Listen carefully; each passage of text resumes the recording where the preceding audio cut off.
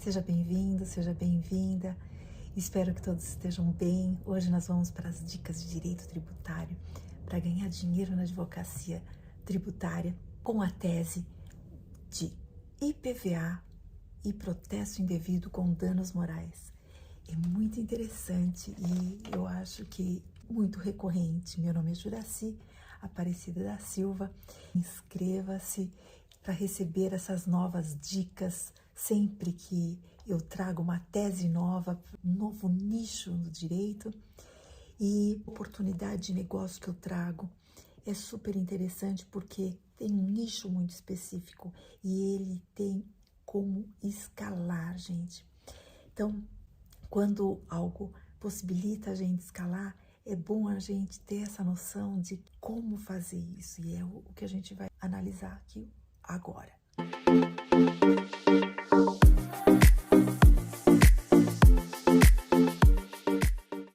Então, nós, inicialmente, para pensarmos no IPVA, temos que saber quem é o contribuinte desse imposto, né? O imposto sobre propriedade de veículo automotor. Então, o proprietário do veículo automotivo terrestre é o contribuinte desse imposto. E para nós tirarmos totalmente a dúvida, é aquele que consta no registro do Detran como proprietário. Então, não importa se o bem foi transferido ou não, para o Detran é quem consta no registro que é o proprietário. Então, é muito comum que as pessoas vendam o veículo e não transfira para o nome do comprador. Ou seja, quem tem que fazer essa transferência é mesmo o comprador, inclusive, né? Mas é importante que se lembre que o fato gerador do IPVA, então, é ser proprietário de veículo automotivo terrestre. E aqui vale a pena distinguir que o veículo automotivo terrestre pode ser um carro, pode ser uma moto, pode ser um ônibus, pode ser um caminhão, e não é aquilo que vai agregado que não tenha motor. Então, por exemplo, a gente vê alguns trailers, tem também aquela carroceria que se coloca atrás, isso não paga IPVA, não é fato gerador do IPVA. É importante lembrar que quando o carro é 0 quilômetro, ele sai ou de uma montadora ou de uma concessionária, o lançamento do IPVA ele é feito por homologação. É curioso porque nessa oportunidade, quando se vai fazer o licenciamento do carro novo, então o lançamento ele é feito, é verificado pelo fisco se está correto, se tiver algum valor a acrescentar, é necessário que o contribuinte pague pela diferença. E aí, quando tiver tudo ok, então o fisco vai homologar. Então, é nessa hora de fazer o licenciamento que se muda de propriedade. E a partir daí, haverá então o registro desse veículo. E, por exemplo, se esse carro ele for comprado no meio do ano, então só a partir daquele, vamos supor que tenha sido junho, então ele vai pagar o IPVA referente a julho, agosto, setembro, outubro, novembro e dezembro, só referente aos meses que faltam para o término daquele ano comercial. E se o veículo for usado, então aí é diferente, porque já existe um registro e o Detran já tem o nome do proprietário. E aí o lançamento não é mais por homologação, o lançamento do IPVA é de ofício. Sim, porque todos os anos, no dia 1º de janeiro, o fisco ele vai informar o valor do IPVA. Normalmente, o fisco até manda mais ou menos em janeiro, fevereiro, o valor do IPVA e, dependendo do estado, cada estado vai ter um procedimento próprio, mas obrigatoriamente a partir do dia 1º de janeiro, então, que esse imposto ele começa a contar, o seu fato gerador se inicia no 1º de janeiro de cada ano comercial. É importante lembrar que quando esse carro é vendido, então ele é transferido de um nome para outro. Então, às vezes, o vendedor ele vai ter a certeza de que o carro foi vendido, portanto, o comprador mudou o nome no registro, mas nem sempre isso acontece. E às vezes o que acontece é que ele não passa para o nome dele e o IPVA, então, ele será exigido pelo Estado, ele vai ingressar na dívida ativa e a certidão da dívida ativa será emitida e, em seguida, se não for pago o IPVA, essa CDA poderá ser protestada. E adivinhe em nome de quem? Sim, do anterior proprietário. Sendo que no Código Civil é taxativo. O bem, ele se transfere a partir da tradição. Ou seja, quando você recebe o dinheiro e passa o bem para uma outra pessoa, aquela pessoa passa a ser proprietária daquele bem. E se no Código Civil, que é uma norma geral, já está estabelecido que é a partir da tradição, então, se é feito o protesto em nome do anterior proprietário, esse protesto é feito indevidamente e ilegalmente. Imaginem quantos veículos existem no Brasil. Muita gente que tem esse tipo de problema. Ou seja, são muitas as oportunidades para você efetivamente ganhar dinheiro protegendo aqui as pessoas que são indevidamente protestadas e irregularmente exigidas pelo IPVA. E afinal, nós vamos advogar contra a fazenda pública, contra o Estado. Nós sabemos que todos os anos muitos carros são produzidos e que cada vez mais nós temos esse tipo de problema.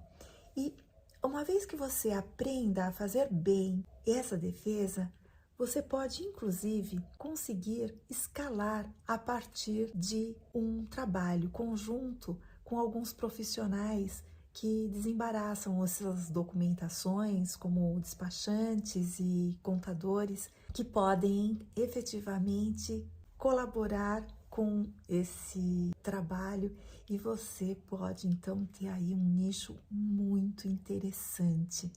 Outra coisa importante é que os direitos e garantias do contribuinte, eles vão ter um papel muito importante nessa defesa. Olha só, a gente sabe que é proibido o confisco, a lei tem que respeitar a anterioridade, então o valor de carnê lançado com valor maior ou nome, ou até negativando o nome do contribuinte em cartório indevidamente, isso é uma afronta aos direitos e garantias do contribuinte. E hoje nós vivemos um momento muito crítico para o contribuinte, né? Ele está sofrendo porque hoje existe uma necessidade do Estado de arrecadar muito dinheiro. Essa necessidade de arrecadação acaba pressionando os funcionários a cobrar tributo e, mas às vezes de forma indevida.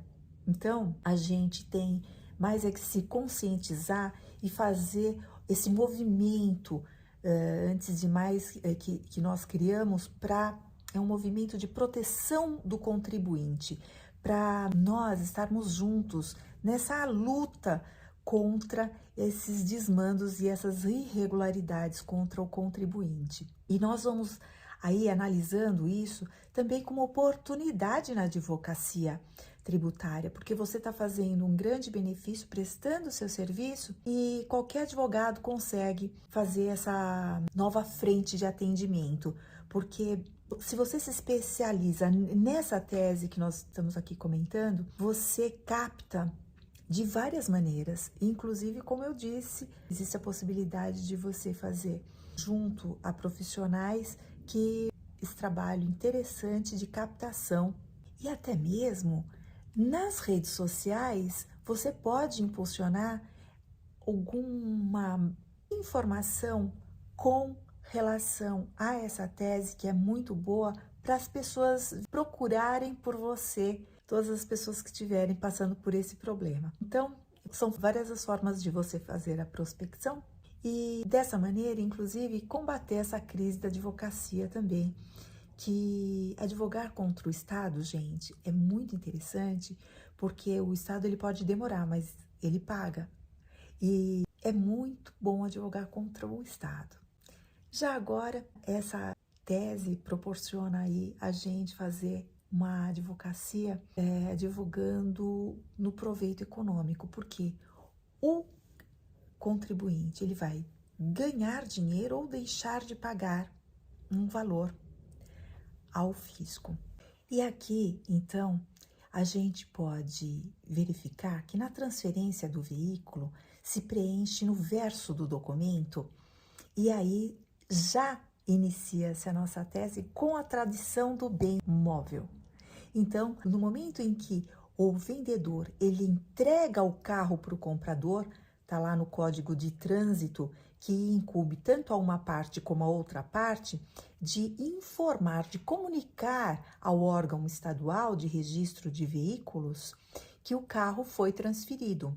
Isso vai alterar os dados de propriedade e isso vai permitir que o IPVA passe a ser lançado em nome do proprietário atual. Só que, com muita frequência, o comprador não faz a comunicação para o Estado a respeito da transferência, o vendedor não fica sabendo de imediato e só no ano seguinte é que o vendedor recebe o IPVA para pagar e fica sabendo que não foi feita a transferência.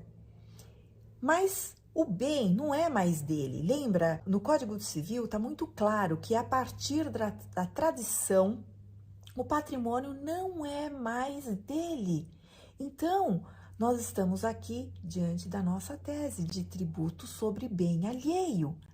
Olha só que interessante, o Estado ele lança, ele notifica para pagar, o vendedor não paga, ele inscreve o contribuinte na dívida ativa, emite a CDA, que é a certidão da dívida ativa, manda para o cartório, negativa o nome do contribuinte e atenção, nesse momento, aquele contribuinte, ele perde a oportunidade eventualmente de um emprego.